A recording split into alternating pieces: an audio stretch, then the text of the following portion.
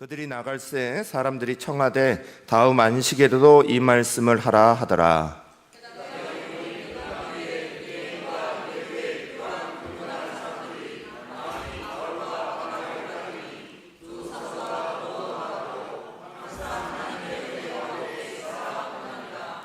그 다음 안식일에는 온 시민이 거의 다 하나님의 말씀을 듣고자 하여 모이니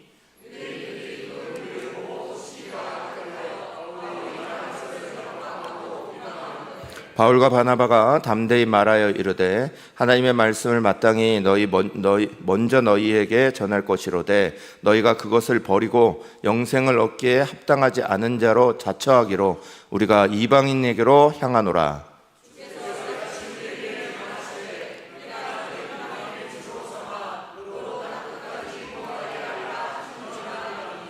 이방인들이 듣고 기뻐하여 하나님의 말씀을 찬송하며 영생을 주시기로 작정된 자는 다 믿더라. 이에 유대인들이 경건한 히브인들과 그 신의 유력자들을 선동하여 바울과 바나바를 박해하게 하여 그 지역에서 쫓아내니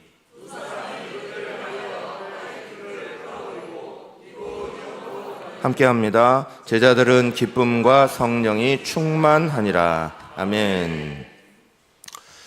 네, 바울이 주의 말씀을 들고 이제 13장부터 세계 땅끝이라고 명하시는 곳으로 복음 들고 나가기 시작했습니다.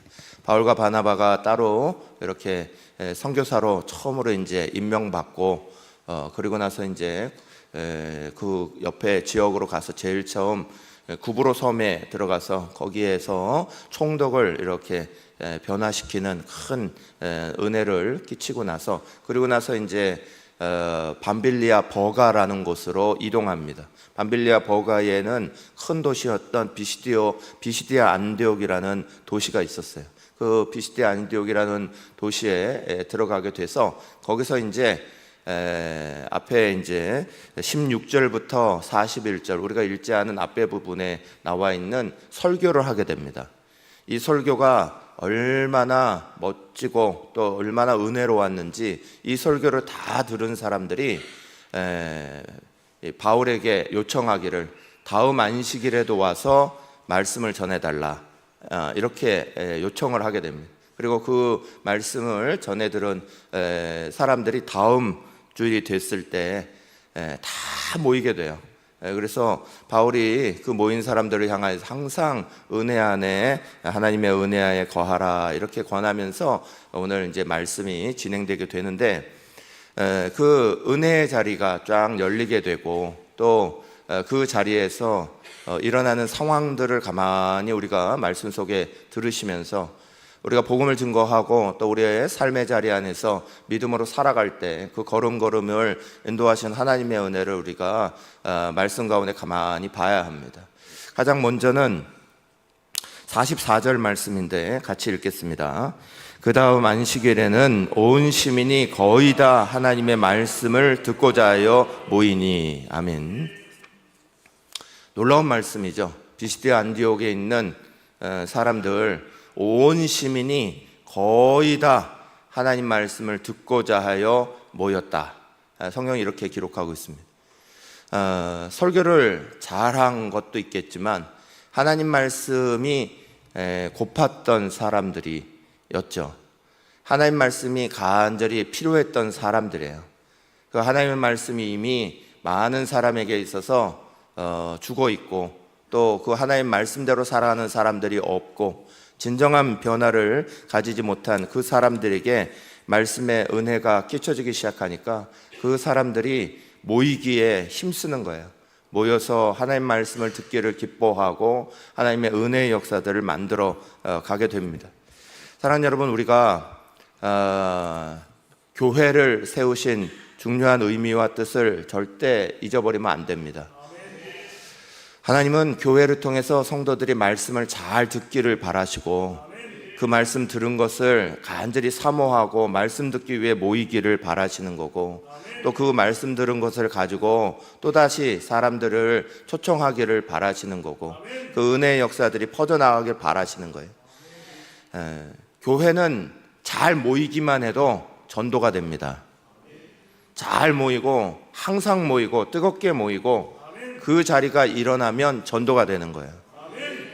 우리도 그렇잖아요. 사람들이 어느 이렇게 길을 가다가도 뭔가 갑자기 가게에 사람들이 웅성성성 막 서 있어요.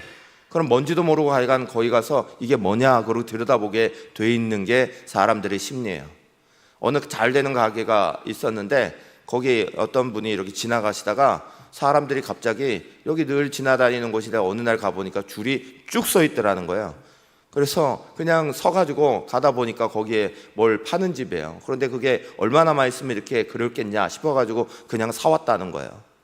사람들은 잘 돼 있는 거고 모이는 거고 그러면 다 관심 가지게 돼 있습니다. 오늘날 세상에 이런 모습 저런 모습에 대해서 교회를 어떻게 말하냐, 누가 저렇게 말하냐 이런 거에 휩쓸릴 이유가 하나도 없습니다.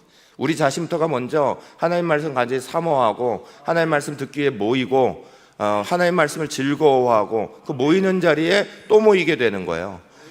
그러나 그것들이 약해진 자리는 당연하게 가기 싫어합니다. 그 사람들도 안 노는데 거기 뭐하러 가요? 사람들도 잘 모이지 않는 교회가 돼 있는 그 교회에 왜 가겠어요? 모이기에 힘쓰는 자리는 먼저 성도들이 하나님 말씀을 간절히 사모하고 듣고 그 말씀을 정말 기뻐해서 또 말씀을 들으러 모이고 또 말씀을 들으러 모이고 하는 자리가 복된 자리인 줄 먼저 믿으시길 간절히 축원합니다. 교회는 그런 자리예요. 반드시 모이기에 힘써야 되는 자리, 모일 수 있어야 되는 자리, 모이고 하나님 말씀을 듣는 자리. 로마서 10장 17절 말씀처럼 믿음은 들음에서 나고요, 들음은 그리스도의 말씀으로 말미암았느니라 그랬습니다. 모여서 말씀을 들어야 계속 믿음이 생깁니다. 요즘에 이상한 병들이 많이 돌아요. 그 병이 뭐냐, 모이지는 않고 있는 자리에서 계속 인터넷 베껴 쓰는 거예요. 인터넷에서 말씀 나오면 그거 베끼려고 그러고 그거 받으려고 그러고. 근데 참 희한하죠. 그렇게 말씀을 많이 베껴 쓰는 것 같고 인터넷에 많이 듣는 것 같은데 거기에는 참 힘이 없어요. 근데 교회에 모여서 말씀을 나누고 말씀을 듣고 하면 그 말씀이 인터넷에서 나오는 말씀보다 좋지 않은 말씀이어도 오히려 힘이 더 느껴지는 거예요. 사랑하는 여러분, 우리는 하나님 말씀이 살아 역사하는 현장에 있는 거예요. 하나님 말씀은 늘 살아있는 자리고 살아있는 자에게 역사하시는 말씀이에요. 그래서 하나님은 말씀하실 때 이렇게 말하죠. 나는 죽은 자의 하나님이 아니라 산 자의 하나님이다. 그렇게 말씀하세요. 산 자에게는 하나님 말씀이 더 들리고 더 들리는 거예요. 그러나 죽은 자에는 그의 말씀을 들어도 감동이 없고 변화가 없고 계속 그것이 쳇바퀴 도는 것들이 일어나는 거예요. 하나님께서 살아있는 교회를 우리 가운데 왜 주셨냐? 교회는 여러 가지로 부족합니다. 초대교회부터 시작해서 지금까지 교회가 완전하게 완벽하게 뭔가를 잘한 적은 한 번도 없습니다. 그 연약한 교회 가운데서도 하나님은 늘 구원받을 자를 일으켜 세우셨고 하나님의 은혜의 역사들을 늘 만드셨고 하나님의 일들을 충만하게 하신 거예요. 사랑하는 여러분, 내가 생각할 때 내 생각으로 하나님 말씀들을 자꾸 또 하나님의 역사들을 자꾸 제한하지 마시고 주님이 우리 가운데 주신 원칙대로 가는 게 가장 맞는 거예요. 흩어져서 하나님 말씀을 그저 이렇게 하면 되겠지, 그러면 안 됩니다. 항상 우리 전에도 말씀드렸지만 우리 교회의 가장 중요한 모토 중에 한 가지죠. 흩어지면 모이기를 힘써야 되고 모이면 또 세상으로 나가서 흩어져 나갈 준비를 해야 되는 거고 그것이 늘 살아있는 우리의 마음들이 일어나야 되는 거예요.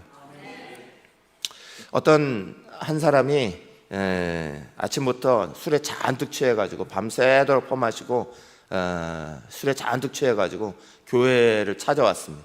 그리고 교회 문을 꽝꽝꽝 두드렸는데 아무도 안 나오는 거예요. 그래도 계속 두드리면서 막 그랬더니 거기 관리하시는 관리 집사님이 막 나왔어요.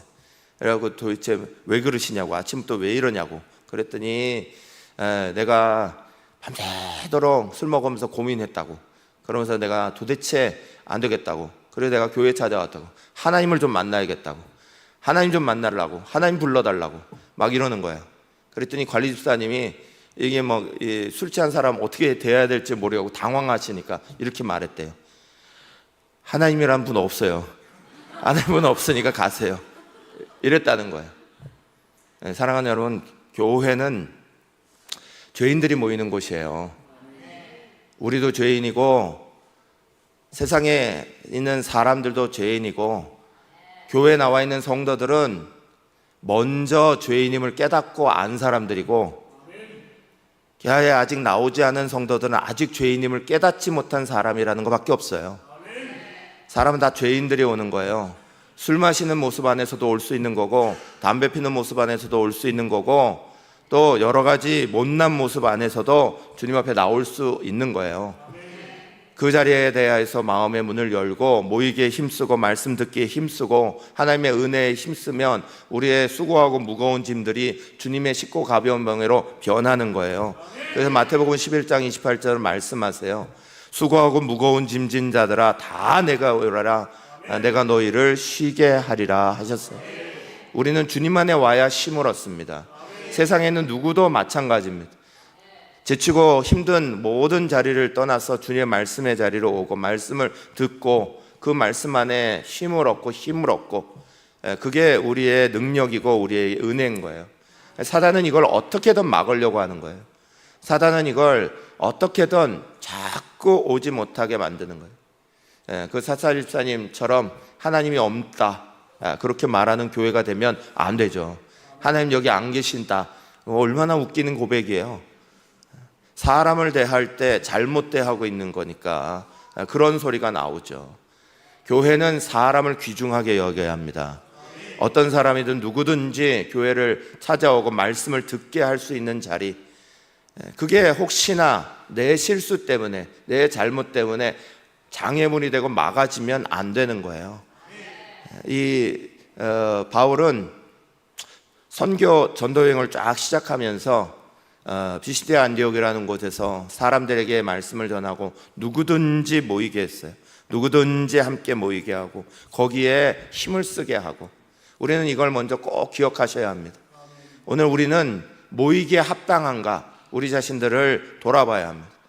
모여질 때 이런 일들이 있죠. 우리도 명절 때 가만히 보면 가족들이 이렇게 모이는데 모이기를 좋아하는 가족, 멀리 있는 가족들이 자녀손들이 막 오기를 좋아하는 부모님 집, 오기를 좋아하는 모이기를 좋아하는 집은 다 이유가 있어요.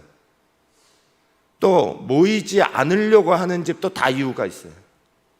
모이면 불편한 집은 안 모이는 거예요. 모이면 오래간만에 한번 보는데 그걸 꼭 뭔가 지적질을 해. 꼭 뭔가 안 좋은 걸 말해. 그러면서 염려하니까 그런데요. 사랑하니까 그런데요. 걱정하니까 그런데요. 그 자리에 누가 모이기를 좋아해요? 반대로 모이기만 하면 그저 칭찬해요. 잘했다 못했던 간에 그저 끌어안아주고 그저 사랑해주고 그저 덮어줘요. 그러면 그 집은 모이기를 좋아할 수밖에 없어요. 거기 오면 힘을 얻으니까. 가족이 내 힘이구나 그거 느끼는 가정들은 명절에 모이지 말라고 그래도 모일 수밖에 없는 거예요.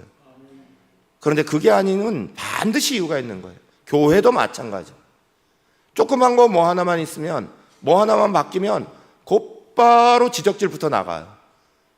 그럼 그거 누가 좋아해요? 뭔가 조금만 틀어지면 그냥 기다리면 되는데 덮어주면 되는데 그거 그대로 막 뭔가 말을 해요. 그러면 모이기를 누가 좋아해요? 예전에 어떤 청년이 교회에 올 때마다 깔끔하게 하고 왔는데 그날은 염색을 이쪽은 빨간 머리 이쪽은 파란 머리 이러고 왔어요. 그래갖고 자리에 딱 앉아가지고 예배를 막 드리고 있는데 끝나고 나자마자 막 어른들이 뭐 이 말도 하시고 저 말도 하시고 도대체 너는 이런 거냐 저런 거냐 뭐 온갖 소리 다 들었어요. 청년이 기다리다 안 돼갖고 얘기를 한 거예요. 제가 미용사 준비를 하고 있는 사람인데 이거 준비하느라고 어제도 밤늦게까지 가위질하고 뭐하고 또 염색해보고 막 이러면서 막 그랬다고. 밤에 늦게까지 염색 이거 하다가 이쪽엔 붙이고 저쪽에는 빨간 칠하고 여기는 파란 칠하고 막 이래놓고는 이게 잘 들었나 안 들었나 막 테스트 하다가 너무 늦어갖고 그냥 잤는데 아침에 눈 뜨니까 벌써 예배 시간이더라고. 아무것도 생각 안 하고 쫓아오다 보니까 이렇게 됐어요. 그러는 거예요. 사랑하는 여러분, 겉모습 보면 또 앞에 드러나는 거 보면 지적질할 거 많아요. 그런데 우리의 기본적인 태도가 주의 말씀 속에 주님이 사람을 얼마나 사랑하셨는지, 사람들이 어떻게 모이기를 바라시는지, 어떤 장애물을 넘어서도 이걸 어떻게 끌어안을 수 있는지, 그런 것들이 준비되어 있는 교회는 다 사람들을 끌어모을 수 있어요. 만날 수 있어요. 그런데 아무것도 아닌 일로 또 이것도 얘기하고 저것도 얘기하고, 그거 좋아할 사람들이 누가 있어요? 그러면서 항상 붙인다니까요. 널 염려해서 그래, 널 걱정해서 그런 거야. 그건 절대로 좋은 방향이 아니죠. 히브리서 10장 23절 25절부터 25절까지 우리 같이 읽겠습니다. 시작. 또 약속하신 이는 미쁘시니 우리가 믿는 도리의 소망을 움직이지 말고 굳게 잡고 서로를 돌아보아 사랑과 선행을 격려하며 모이기를 패하는 어떤 사람들의 습관과 같이 하지 말고 오직 권하여 그날이 가까움을 볼수록 더욱 그리하자. 아멘. 저는 바울이 비시디아 안디옥에서 복음을 막 전하니까 그 다음 주에 온 성에 있는 사람들이 모였더라 하는 말씀이 참 도전이 됩니다. 목사도 말씀 잘 전해야겠지만 성도도 말씀을 간절히 사모하고 듣기를 바라야 되고 그 말씀대로 실천하도록 바꿔야 되고 모이기를 만드는 분위기를 만드는 건 참 좋은 거예요. 참 중요한 거예요. 지난주에 교구 모임들을 이렇게 했는데 우리 이교구가 지금 책 하나를 읽고 계시죠? 모든 성도는 새가족부다 하는 아주 교과서적인 책이 하나 있어요. 그 책 꼭 다 읽으셨으면 좋겠는데 이교구가 제가 뭐 그거 좀 그렇게 해봐 그랬더니 이교구가 먼저 그냥 그걸 전체 목자들한테 다 읽게 했더라고요. 그래서 뭐 같이 하는 것들을 하는데 그 내용들이 다 그런 거예요. 어떻게 하면 이 사람들을 받을 수 있을 거냐, 성도들이 어떤 마음의 태도를 가지는 자리가 만들어져야 될 거냐. 이게 뭐 누구 하나 이렇게 한다고 저렇게 한다고 되는 문제가 아니에요. 모든 사람들이 마음의 문을 열고 내가 이렇게 말하면 저렇게 말하면 안 될 것도 알고 말하기보다 기도하기 힘쓰고 말하기보다 내가 먼저 그 말씀을 붙잡고 살아가기에 힘쓰고 그러다 보면 자연스럽게 하나님이 사람을 다 붙여요. 은혜를 다 받게 만들고 그 역사가 한 주 동안에 온 비시디아 성에 다 퍼졌다니까요. 그 역사가 오늘 우리의 삶의 자리에도 일어나기를 간절히 축원합니다. 그렇게 모이는 일들이 일어나면 되게 좋은데 근데 거기에는 또 반드시 사단이 가만히 안 있어요. 하나님의 역사 가운데는 사단 마귀의 역사도 반드시 있어. 그래서 사도행전 13장 45절 말씀 같이 읽겠습니다. 유대인들이 그 무리를 보고 시기가 가득하여 바울이 말한 것을 반박하고 비방하거늘. 아멘. 사울이 말씀을 막 전하고 바울이 말씀을 전하고 나서 얼마나 은혜가 됐고 사람들이 기뻐했는지 모르는데 그걸 유대인들이 가만히 있지 않았어요. 예수 믿는 유대인들이 아니라 유대교회에 있었던 그 유대인들이 시기하고 질투하고 그걸 넘어서 비방하고 비박하고 반박하고 이거를 막 지속적으로 하는 거예요. 근데 거기에 놀라운 건 이거죠. 바울이 그걸 막 비방하고 막 이렇게 잘못하고 막 말하는 그 사람들과 입씨름하고 싸우고 그 자리로 들어가지 않았어요. 그 다음에 말씀을 가만히 보면 바울이 자기의 사명에 대한 이야기를 분명히 합니다. 하나님이 이방의 빛으로 너를 땅끝까지 보낼 거야 라는 걸 자기가 들었고 그 이방의 빛에 대한 사명을 딱 가졌기 때문에 이걸 비방을 듣던 반박을 받던 뭔 일이 당하던 신경 안 써요. 그리고 자기가 할 것만 하는 거예요. 47절 말씀 같이 한번 읽어보겠습니다. 주께서 이같이 우리에게 명하시되 내가 너를 이방의 빛으로 삼아 너로 땅끝까지 구원하게 하리라 하셨느니라. 아멘. 자기를 비방하는 사람이 있었어요. 잘 되는 걸 시기하는 사람이 있어요. 사단 마귀는 하여간 희한하게 일한다니까요. 교회가 분위기가 좋고 다 좋고 막 이래도 그래도 뭔가 딴지를 거는 사람이 있어요. 그래도 뭔가 거기에 대해서 막 이렇게 하려고 하는 사람들이 반드시 있어요. 그래서 어느 목사님은 그랬다니까요. 어느 목사님은 교회에는 형제자매만 있는 게 아니다. 늘 경계하고 조심해라 그랬어요. 그러면서 교회에는 형제도 있고 왼수도 있고 왼수를 넘어서 사단도 있다. 그렇게 얘기를 했어요. 형제는 무조건 사랑할 수 있는 사람이고 왼수는 그래도 사랑으로 품어야 되는 사람이에요. 근데 사단도 있다는 거예요. 반드시 하나님의 교회에는 그걸 뒤흔들려고 하는 사단의 역사도 반드시 있다는 거예요. 그래서 사단에 대해서는 반드시 대적하라는 거예요. 그거 품어주려고 막 이러다가 넘어지는 경우가 있다는 거예요. 쓰러지는 경우가 있다는 거예요. 같이 하면 안 되는 경우인데 그걸 구별하지 못하고 분별하지 못하고 이걸 끝까지 하려다가 오히려 자기가 무너지게 되는 이런 경우가 있다는 거예요. 사단은 어떤 경우 속에서도 열심히 일해요. 사단이 굉장히 가진 장점 중에 한 가지는 성실하다는 거야. 우리보다 훨씬 성실해요. 열심히 있다는 거야. 내가 움직이는 것보다 더 열심히 움직인다니까요. 어떻게든 이걸 막으려고 하는 일들이 엄청나게 많아요. 근데 바울이 취한 태도가 대단한 거예요. 이 비방을 듣고 이 반박을 듣고 근데 거기에 신경 쓰지 않고 주께서 이방의 빛으로 우리를 세우셨다. 이방인들에게 내가 복음을 전하기 위해 땅끝까지 갈 거다라는 거예요. 그러면 땅끝으로 가는 동안에 문화가 다르고 관습이 다르고 여러 가지 생각이 다른 사람을 얼마나 많이 만나겠어요.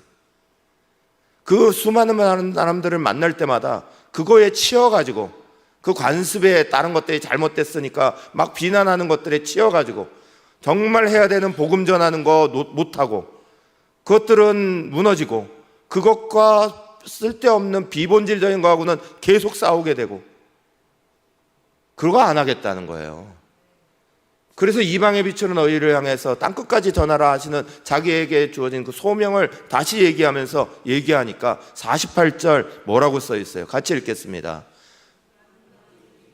48절 읽겠습니다. 이방인들이 듣고 기뻐하여 하나님의 말씀을 찬송하며 영생을 주시기로 작정된 자는 다 믿더라. 비방과 반박과 거기에 대한 싸움에 휘말리지 아니하고 자기가 해야 되는 복음 전해야 되는 사명, 하나님이 나를 부르신 그 은혜의 자리 놓치지 않고 거기에 충실하니까, 그러니까 오히려 복음의 역사는 더 크게 일어났다는 거예요. 사랑하는 여러분, 오늘 우리가 이 땅을 살아가는데 그래서 내가 늘 말씀드리지만 사명이 중요해요. 사명 잊어버리고 막 휘말려 버리면 끝도 없는 거야. 어떤 분이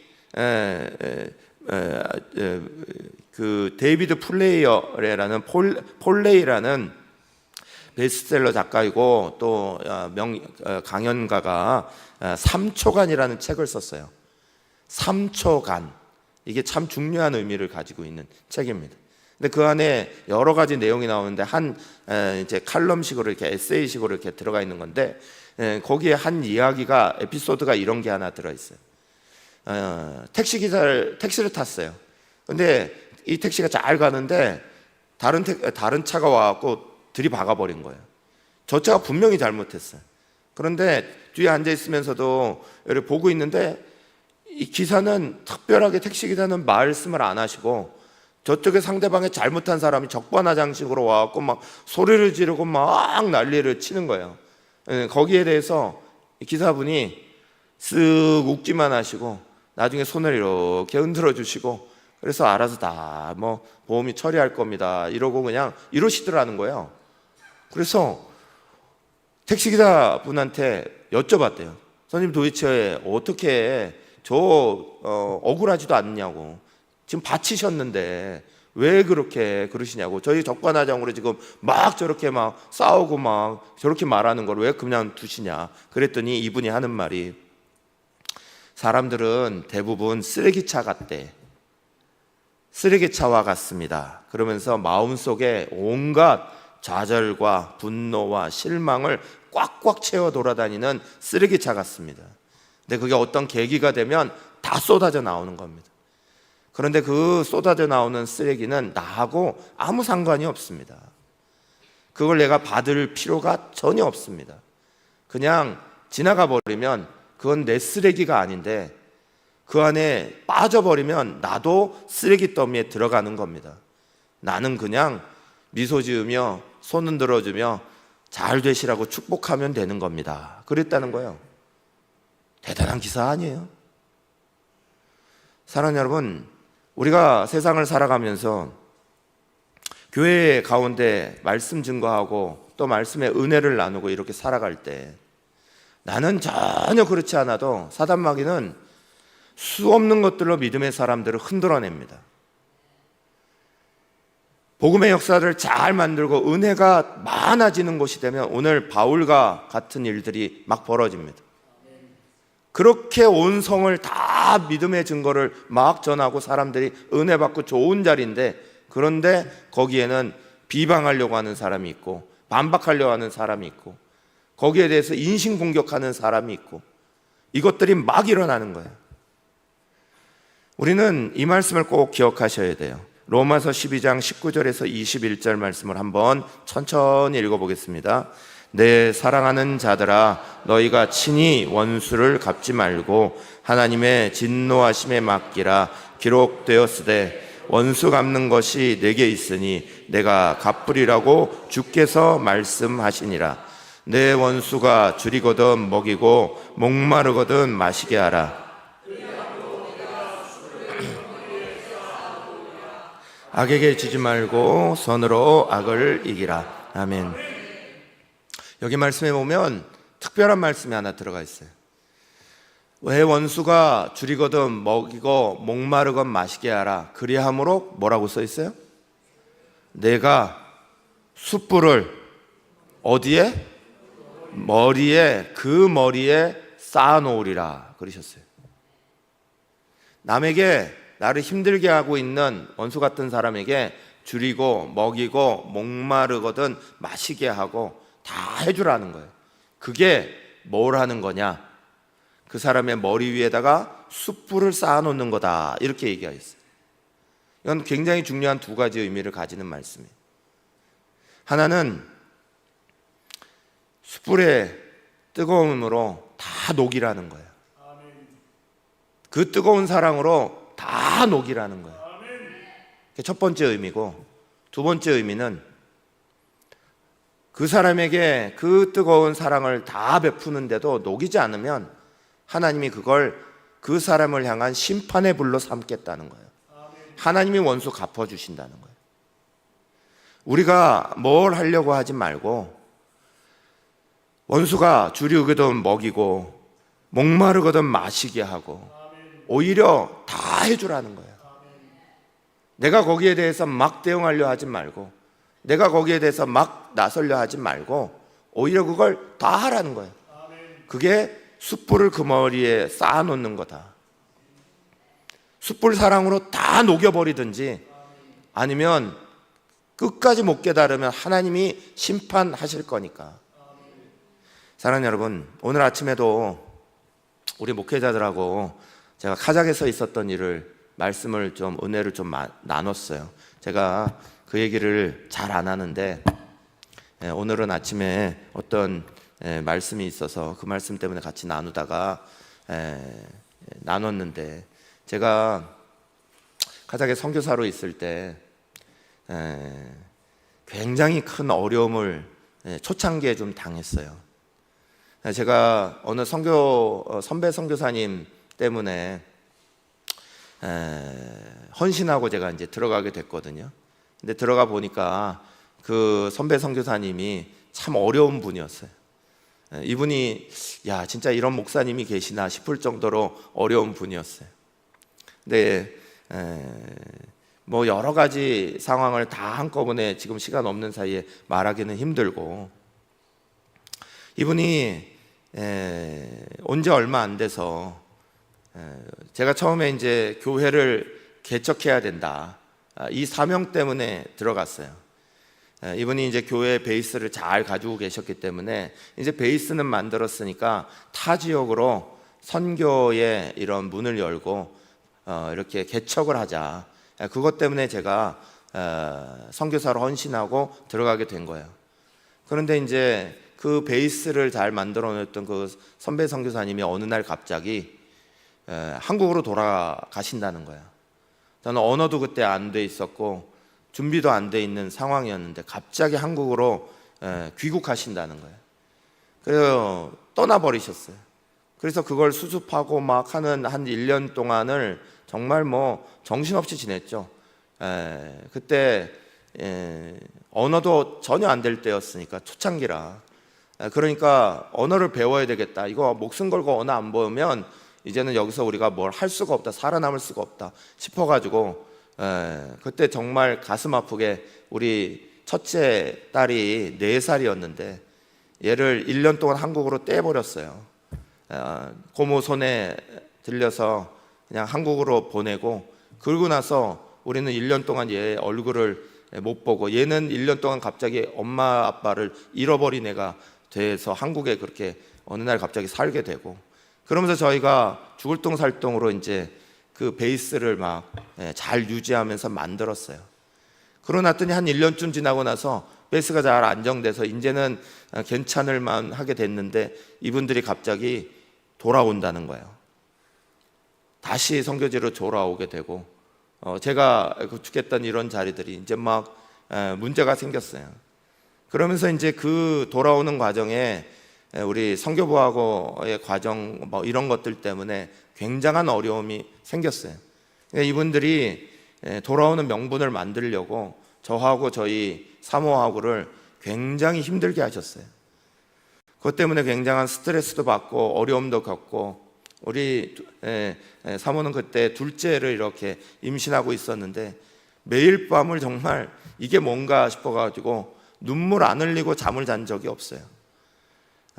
어느 날은 갑자기 뭐 집에서 쫓겨나서 그냥 어쩔 수 없이 막 야밤도주하듯이 다른 곳에 집을 구해가지고 나가서 그러고 있어야 됐고, 뭐 말도 안 통하는 곳에, 아는 사람도 없는 곳에, 그곳에서 정말 어이없는 그런 상황을 만났죠. 한국에서는 제 후원하시던 목사님이나 후원하시던 분들이 다 들어오라고, 다 들어왔다가 정비하고 다시 나가면 된다고, 걱정하지 말고 다 들어오라고. 근데 저는 하나님께 막 계속 물을 때마다 하나님이 한 번도 돌아가게 하시는 적이 없었어요. 그래서 계속 선교를 이어갔어요.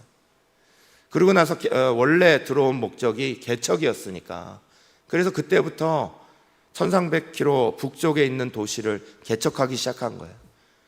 6개월 동안은 일주일 거기 갔다가 내려오고 여기 일주일 있고 뭐 이래서 2600km를 그렇게 매주마다 왔다 갔다 하면서 6개월을 살았고, 비자를 다시 바꾸고 다시 그것들 위치를 바꾸느라고 4개월을 허비했고, 또 사람들을 만나서 다시 이것들을 재구축하고 하는데 2, 3개월을 또 쓰고, 1년 동안을 거의 뭐 이거 하느라고 막 그렇게 보냈어요.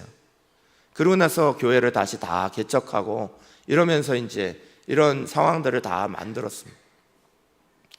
제가 밖에 나와서 오늘 이렇게 얘기를 하지만 저는 이런 이야기들을 밖에 나와서 해본 적이 없어요. 거의 이런 이야기를 안 했어요.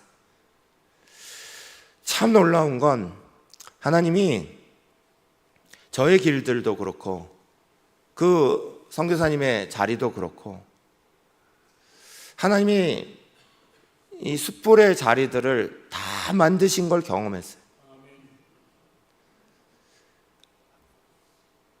그때 뭐 저희가 겪었던, 저나 저희 집사람이 겪었던 어려움이나 억울함이나 말도 안 되는 그런 상황에 놓인 것들이나 이런 거 따지면 끝도 없죠.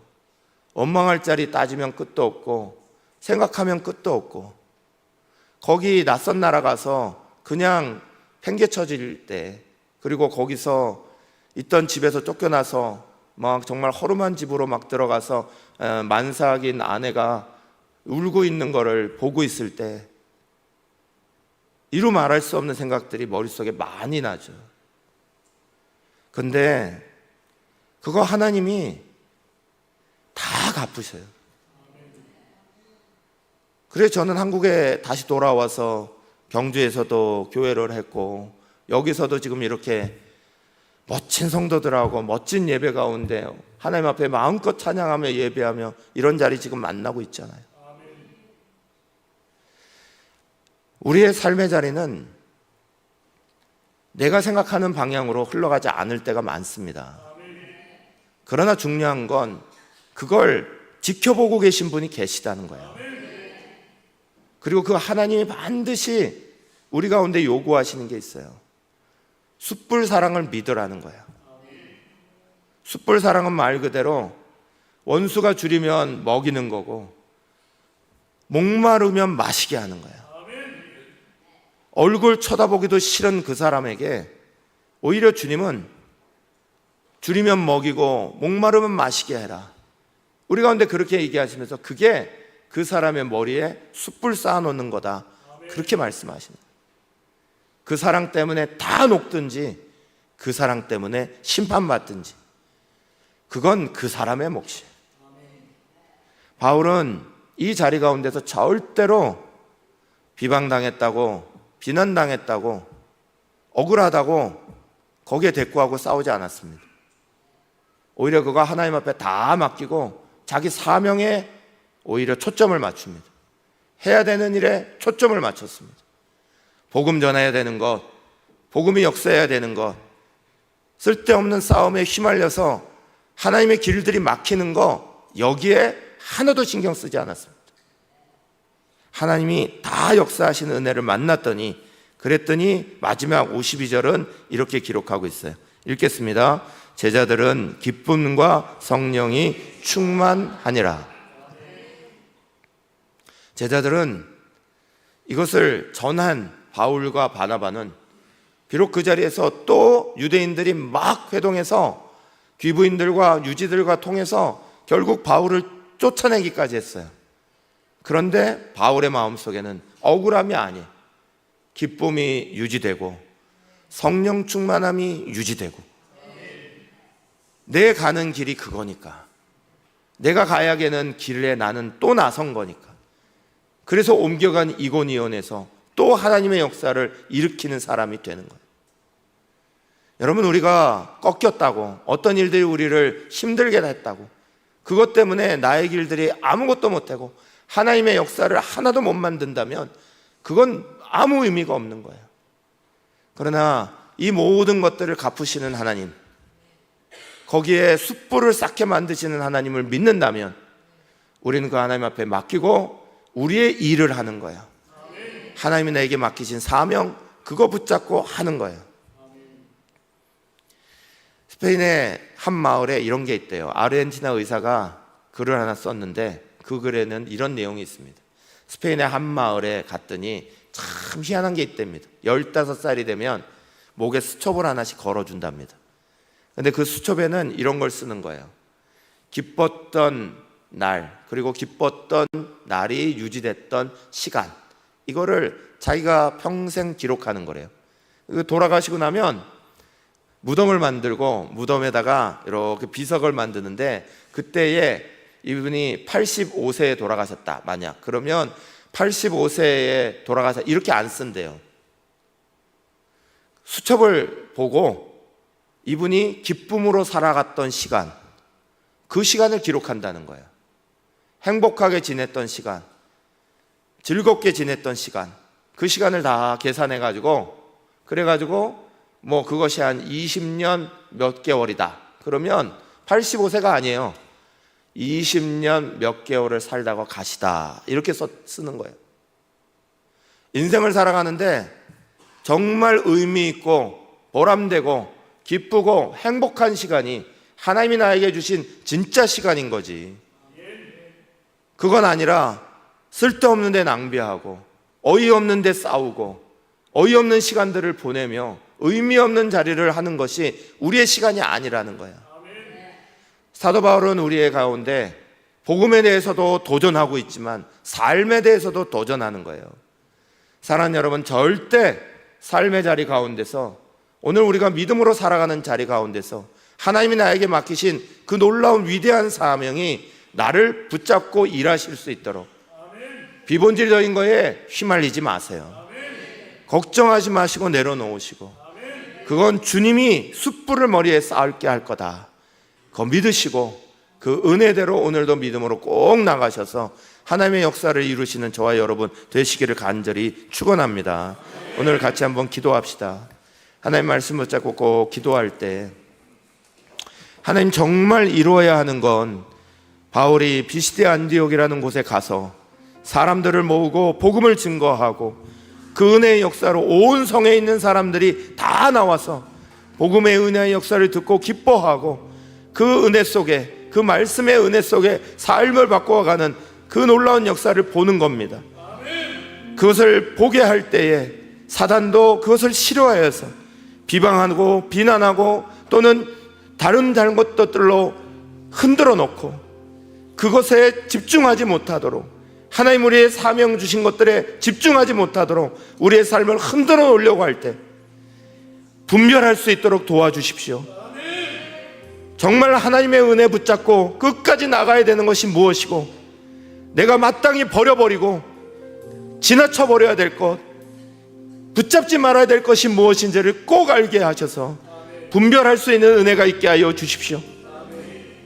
오늘 주님이 우리를 위하여 십자가 지신 그 놀라운 은혜가 우리 안에 있다는 거, 그 놀라운 사건이 우리 안에 있다는 거 절대 잊지 말고 그 사명 붙잡고 나도 하나님의 사랑으로 사람들을 사랑하고 품어주고 덮어주고 은혜의 역사를 만들어가야 한다. 하나님의 복음을 들을 사람들을 우리 가운데 세워야 한다. 꼭 그 마음이 우리 안에 넘쳐나도록 주여 함께 주님 앞에 부르짖으면서 주여 우리가 놓치지 말고 버려야 될 것들 붙잡지 않고 꼭 붙잡을 것 붙잡을 수 있는 사람 되게 해주십시오. 말씀 붙잡고 한번 기도하겠습니다. 주여.